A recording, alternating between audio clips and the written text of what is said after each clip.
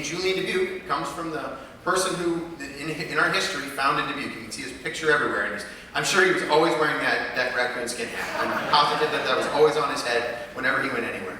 But the other thing that strikes me too, and a number of the films that we've had here for Canada Night have been films by Indigenous First Nations people, either showing the stories of First Nations people in Canada, or also made by First Nations producers and actors and folks like that. Tonight is no exception, and it reminds us all that we have that connection. We have that connection with our brothers and sisters in Canada. You know, we never forget that we exist on the historic land of the Sac and the Fox and the Squawky here in Dubuque. It's a big part of who we are. It's part of our history. So, with that, I would like to welcome our special guest who's going to introduce the film for us tonight. So we have from the Canadian Consulate in Minneapolis, Dani Fisher. So Dani, please. And that's really why we show up in Dubuque every year. Because film is one of the best ways to tell a story. And film is one of the best ways, especially a film that's made in and by Canadians, one of the best ways to understand what Canada is and who Canadians are. I appreciate the acknowledgement of the Sac and Fox and the Meskwaki Nation.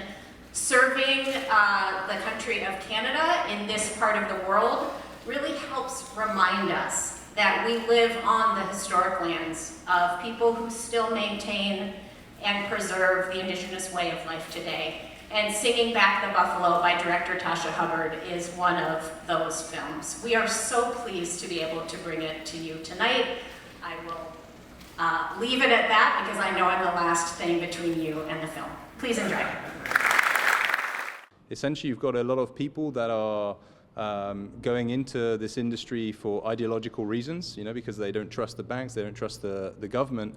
But equally, that same ideology is their own death. That is exactly the split within the own community, where they then disagree over, you know, whether hackers are even hacking, whether what they're doing is illegal, whether code is law.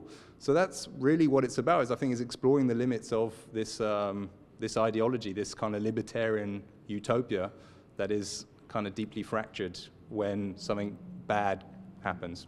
One of the really challenging things about this is that most people in the cryptocurrency space are not keen to talk to journalists at all. I mean, they're kind of distrustful of any kind of traditional institutions, and also a very common way in which people are hacked in cryptocurrency is that people will send them a message pretending to be a journalist and then hack them using links that they would send them.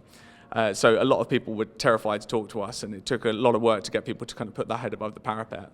And then once we started looking into the kind of biggest case in the film, the index finance case, it was really challenging to try and keep track of what was going on with this really complicated case and with this kid who was on the run. So we were trying to track down Andean the whole way through this process. El Salvador uses, has been using Bitcoin, but also, I mean, even the US is going to have several cryptocurrencies as part of the Federal Reserve. So it's something that is ever changing and becoming increasingly normalized, even at United States level. When I'm doing like a talk back about a film, that's kind of my favorite time because I am completely without any net. I have no idea what I'm saying. I never have any earthly idea what's about to come out of my mouth.